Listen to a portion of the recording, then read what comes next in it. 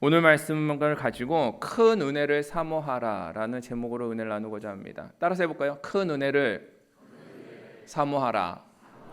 네.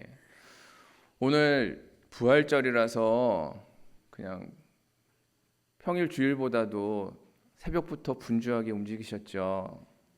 그래서 지금 너무나도 피곤하실 것 같아요. 자, 우리 옆에 분 꼭 안아주면서 주물러 드리겠습니다. 안마 좀 할까요?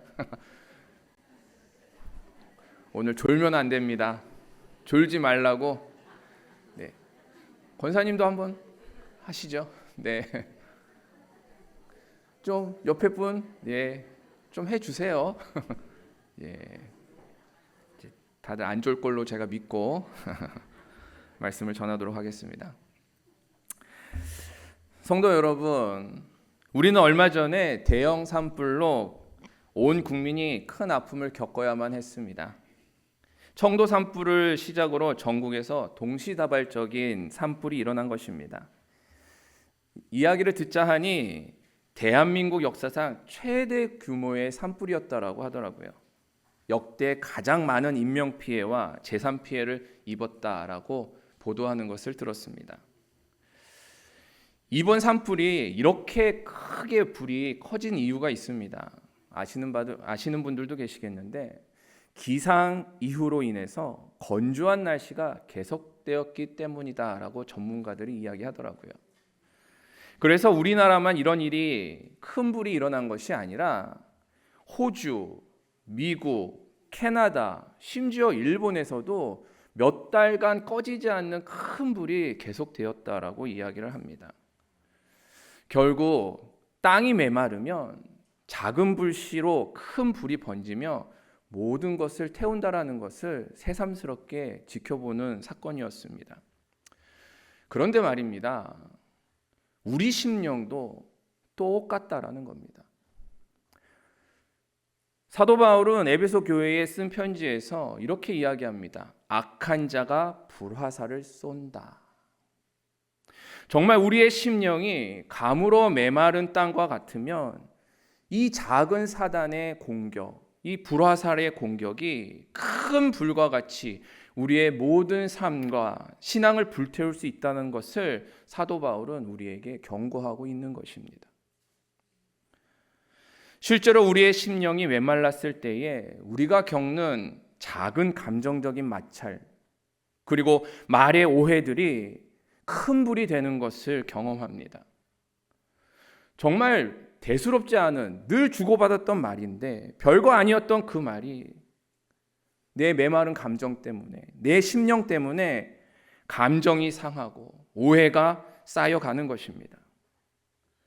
그래서 결국에는 가정과 교회와 내가 속한 공동체에서 서로의 마음을 불태우고 관계를 잿더미로 만드는 것을 봅니다.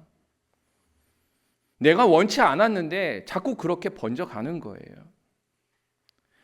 그런 까닭에 우리 믿음의 선조들은 우리가 아까 불렀던 찬양가와 같이 빈들의 마른 풀같이 시드는 우리의 영혼에 성령의 담비, 은혜의 담비를 부어달라라고 노래를 불렀던 것 같습니다. 작은 시험과 유혹이 큰 환난과 고난이 되지 않게 하기 위해서 우리의 심령이 하나님의 은혜로 메마르지 않기를 구하라라고 우리에게 계속 이야기를 하고 있는 것입니다. 사랑하는 성도 여러분, 여러분들의 심령의 상태는 어떠십니까? 혹시 언제라도 큰 불이 나도 이상할 리 없을 만큼 메말라 있는 것은 아니십니까? 그래서 작은 불씨에도 위태롭게 큰 불이 될까봐 속수무책으로 두려워하고 계시는 건 아닙니까?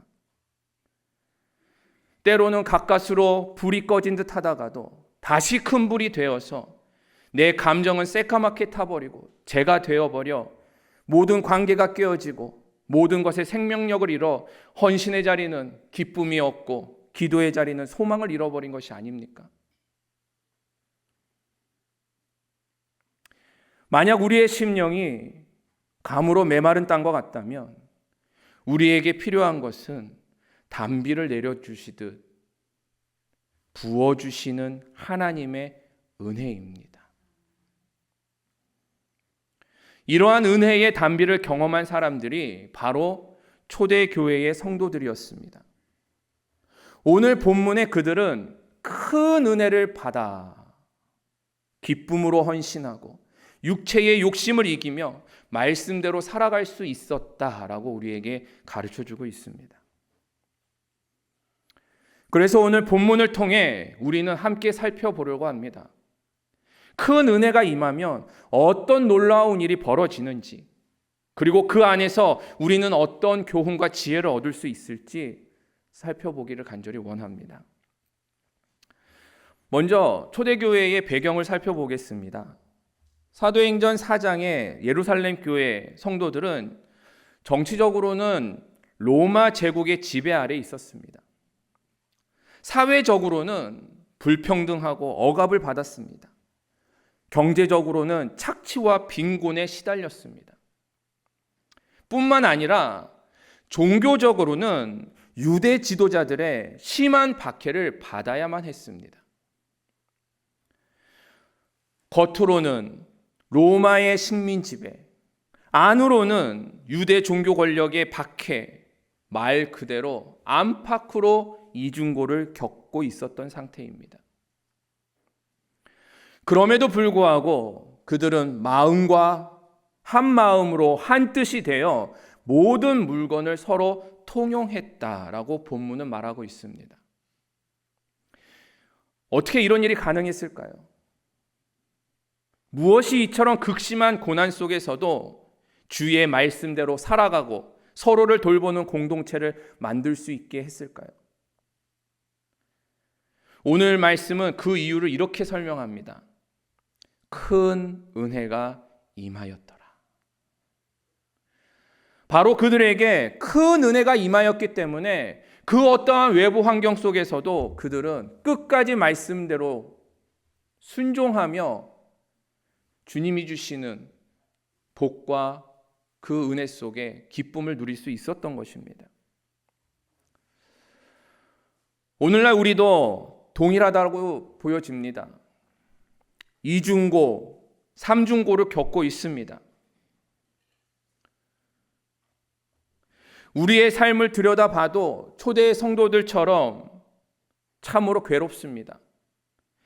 나라를 보면 정치적으로, 외교적으로, 경제적으로 그 어느 거 하나 안심하고 편안하게 볼 수 있는 날이 없습니다. 우리 교회의 구역과 부서, 선교회를 들여다봐도 겉으로는 괜찮아 보이는데 그 속에는 말 못할 갈등과 아픔이 있는 것을 봅니다. 우리의 개인의 삶은 어떻습니까? 겉으로는 괜찮아 보이지만 속으로는 남들에게 말 못할 고민과 고통이 있지 않습니까? 재정적인 어려움, 자녀의 문제, 건강의 문제, 인간관계의 여러 가지 괴로운 일 등등이 우리의 삶을 짓누르고 있습니다. 그런데 오늘 본문은 우리에게 이렇게 이야기합니다. 큰 은혜가 임하면 그 모든 상황 가운데서도 말씀대로 살 수 있고 하나님의 나라가 임하게 될 것이다 라고 말하고 있습니다. 그래서 여러분, 우리의 삶이 고단하면 고단할수록, 우리의 삶이 괴로우면 괴로울수록 우리는 더더욱 큰 은혜를 사모해야 합니다. 우리는 은혜 없이는 버텨낼 수 없고 은혜 없이는 하나님의 뜻대로 살아갈 수 없다라는 것을 깨닫는 저와 여러분 될 수 있기를 간절히 축원합니다. 그리고 이 시간 그런 큰 은혜, 그 은혜를 사모하는 시간 되기를 간절히 바랍니다. 그렇다면 구체적으로 큰 은혜가 임하면 어떤 일이 벌어지는가? 첫 번째로 큰 은혜가 임하면 성도들의 삶이 변화됩니다. 32절을 다 함께 읽어보겠습니다. 믿는 무리가 한 마음과 한 뜻이 되어 모든 물건을 서로 통용하고 자기 재물을 조금이라도 자기 것이라 하는 이가 없더라. 아멘. 여기서 한 마음과 한 뜻이라는 표현은 헬라어로 하나의 마음, 하나의 영혼을 의미합니다. 단순히 성도들이 서로 감정적으로 공감하거나 의견의 일치를 봤다라는 것이 아니라 성령 안에서 이루어진 깊은 영적 연합을 의미합니다. 이는 인간적인 유대 관계가 형성되었다는 것을 이야기하는 게 아닙니다. 오직 성령으로만 가능한 일임을 우리에게 가르쳐주고 있습니다. 또한 모든 물건을 서로 통용하고 라고 표현되어 있는데, 이 표현은 우리가 알고 있는 강제적인 공산주의적 소유를 이야기하는 것이 아닙니다. 모두의 소유니까 모두가 나눠야 된다, 그런 의미가 아니라 성령의 은혜를 받은 자발적인 나눔의 실천임을 보여주고 있습니다. 초대교회 성도들은 법적으로는 여전히 자신의 개인 소유권을 다 가지고 있었습니다. 그런데 그들 마음 가운데는 이것이 내 것이다 생각하지 않고 그것을 하나님께서 맡기신 것이기 때문에 맡기신 이의 뜻을 따라 써야 되겠다라고 변화된 것입니다.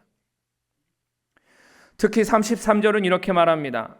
사도들이 큰 권능으로 주 예수의 부활을 증언하니 무리가 큰 은혜를 받았다. 그렇습니다. 초대교회 성도들은 예수님의 부활을 믿었고 성령님을 통해 큰 은혜를 받았기에 공동체의 필요를 위해 자신의 것을 아낌없이 내어 놓을 수 있었던 것입니다. 여기서 주목할 표현은 큰 권능과 큰 은혜입니다. 헬라어 원문에서 크다라는 말은 메갈레라는 단어인데 단순히 크기만 큰 것이 아니라 질적으로 위대하고 강력한 것을 의미합니다. 즉 사도들이 예수의 부활을 증언할 때에 성령의 능력이 강력하게 임하였고 그 결과로 모든 성도들에게 깊고 놀라운 은혜가 임하게 된 것입니다. 그 대표적인 예가 바로 바나바였습니다. 36절 37절은 이렇게 말합니다.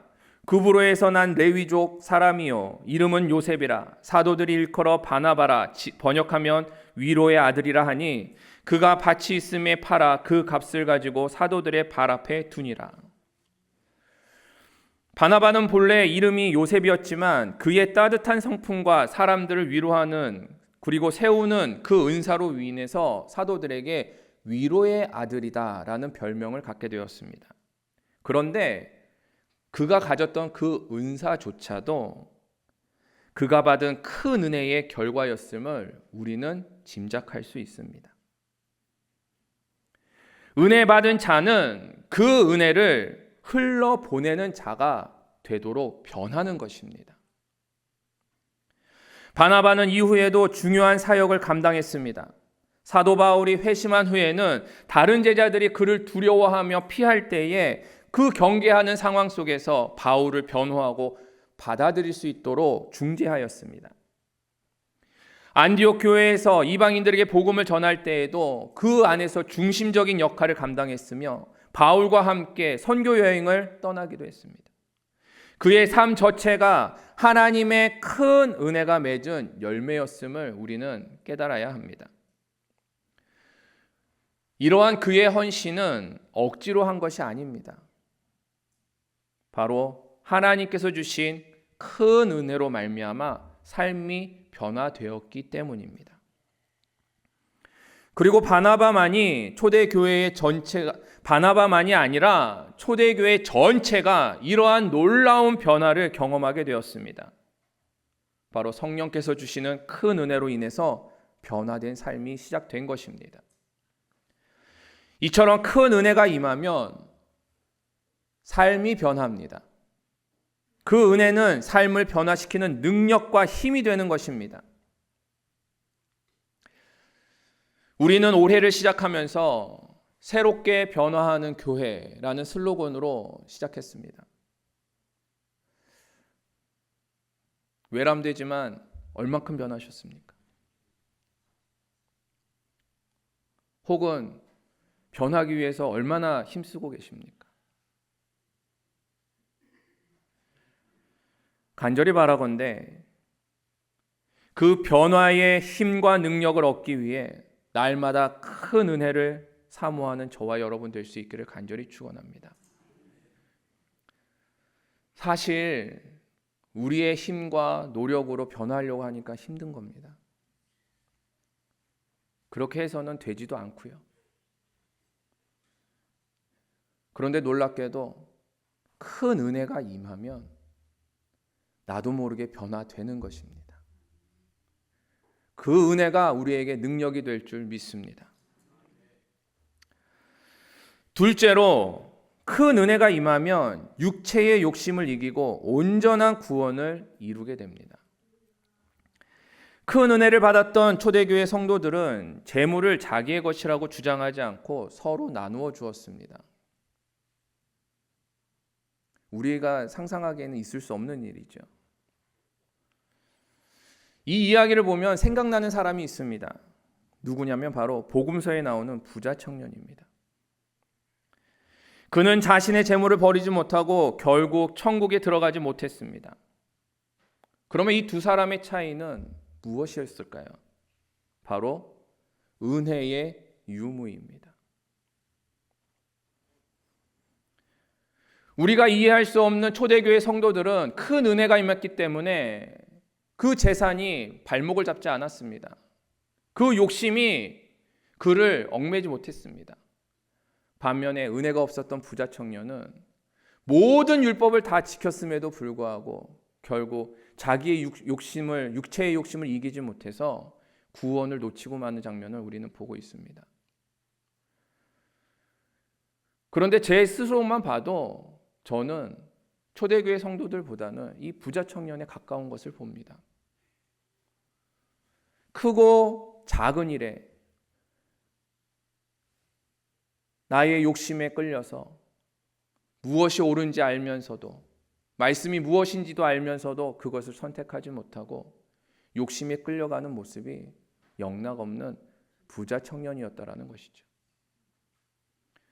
그런데 그 이유가 바로 큰 은혜가 없었기 때문이다라고 오늘 본문은 이야기하고 있습니다. 부자 청년은 자신의 힘으로 율법을 잘 지켜왔다고 여겼고 자신의 의지와 노력으로 구원에 이르려고 했습니다. 그러나 결정적인 순간에 재물에 대한 집착이 드러났습니다. 육체의 소요, 즉 물질에 대한 욕심을 이기지 못한 것입니다.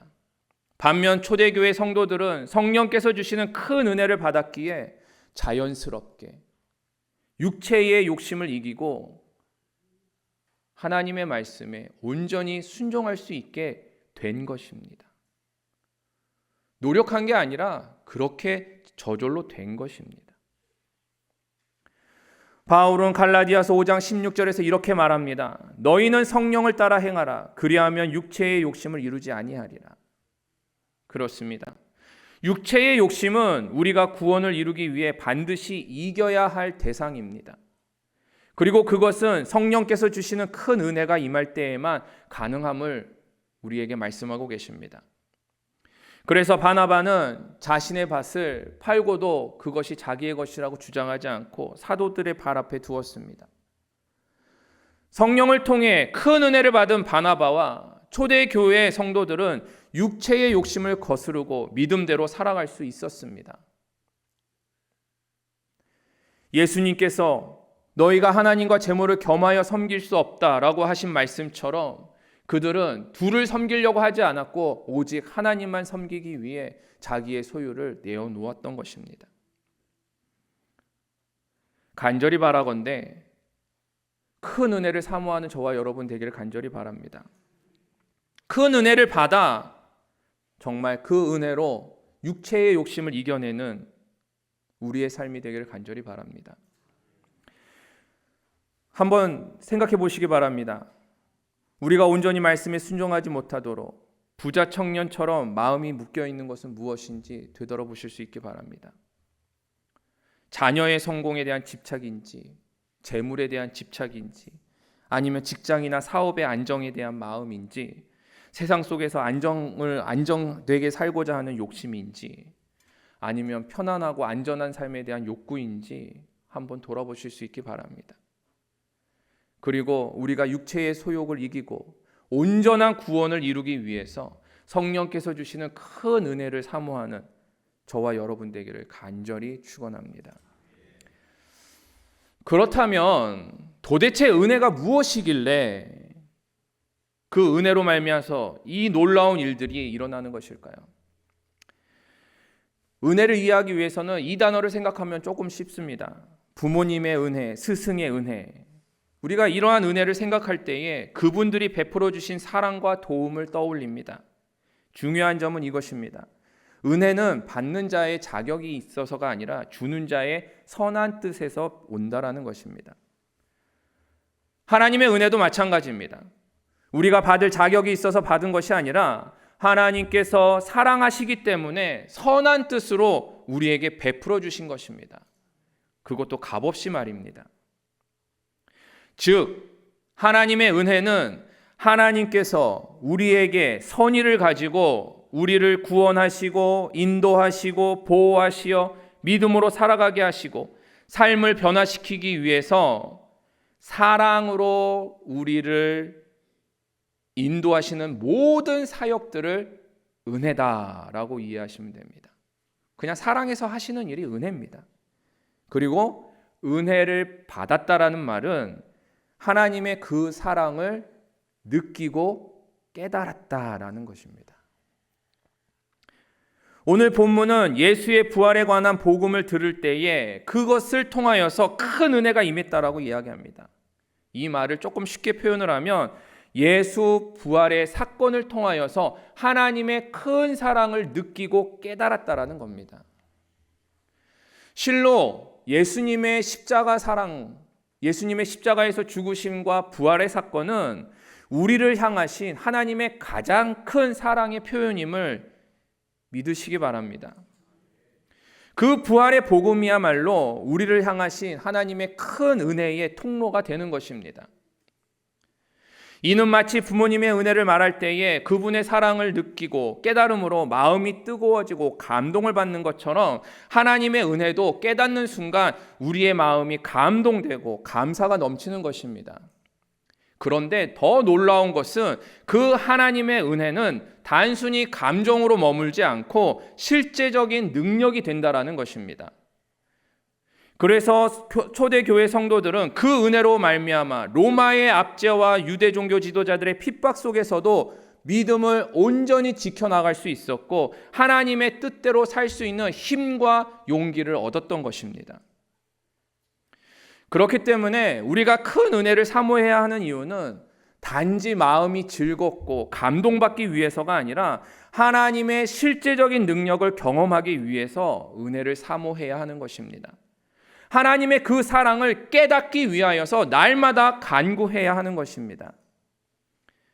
그 은혜가 임할 때에 하나님이 나를 향하여서 베풀어 주신 그 사랑이 마음속 깊이 느껴질 때에 비로소 믿음이 커지고 기쁨과 소망이 충만해지고 말씀대로 서로 사랑할 수 있는 힘과 용기가 생겨나는 줄 믿으시기 바랍니다.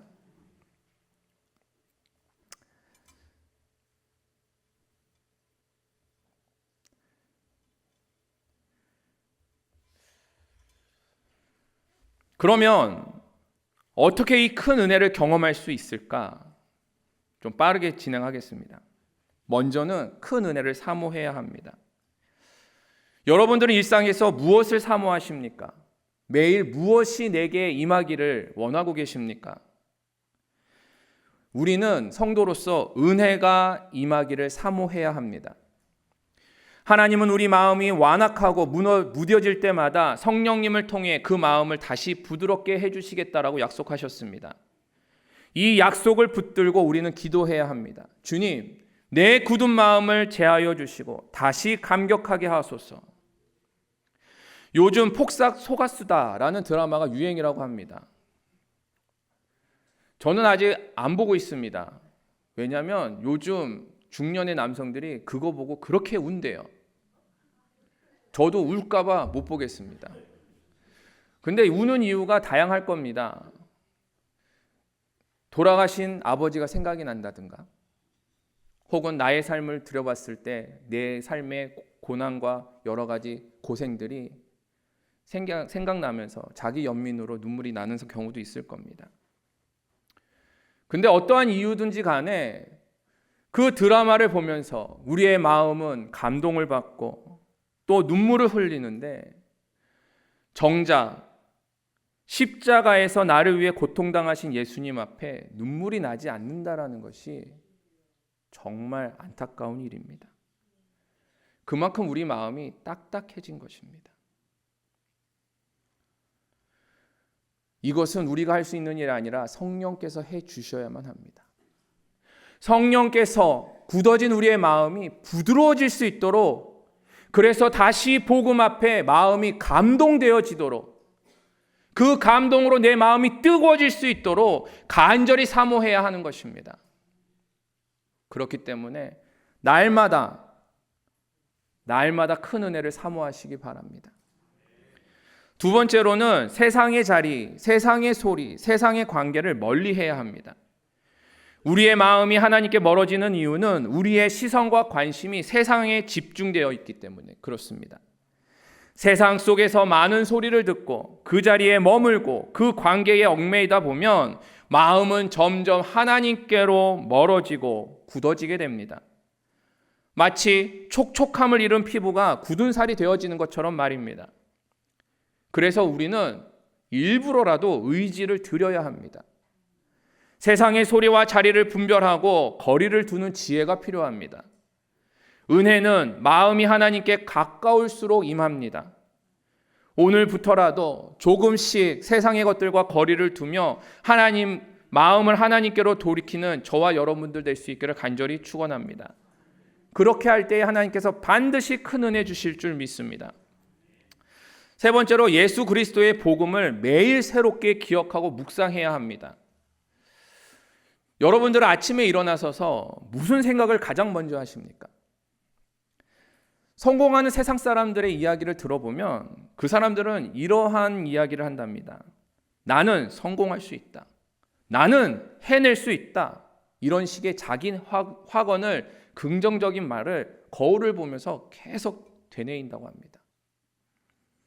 그런데 정작 우리는 복음에 대하여서 얼마나 자주 되새기고 있는지 돌아보아야 합니다. 간절히 바라건대 매일 선포하시기 바랍니다. 예수님이 나를 위해 죽으시고 부활하셨다. 나는 예수 안에서 새로운 피조물이 되었다. 나는 하나님의 자녀이며 죄를 이길 능력을 받았다. 내 인생은 예수 안에서 의미가 있다. 이렇게 복음을 우리 마음 가운데에 되새길 때마다 하나님께서는 우리에게 큰 은혜 주실 줄 믿습니다. 복음을 묵상할 때에 그 복음이 우리에게 확신이 되고 능력이 됩니다. 큰 은혜를 주시는 통로가 되는 줄 믿습니다. 마지막으로, 예수께서 내 안에서 다스리실 수 있도록 내어드려야 합니다. 오늘 본문은 예수의 부활을 증언할 때 큰 은혜가 임했다라고 말합니다. 예수님의 살아계심이 선포되자 살아계신 예수께서 그 선포를 믿는 자들 가운데에 역사하셨다라는 얘기입니다. 오늘날도 동일합니다. 예수께서 살아계심을 믿고 그분을 내 마음에 모셔드리면 주님은 실제로 우리 안에서 역사하십니다.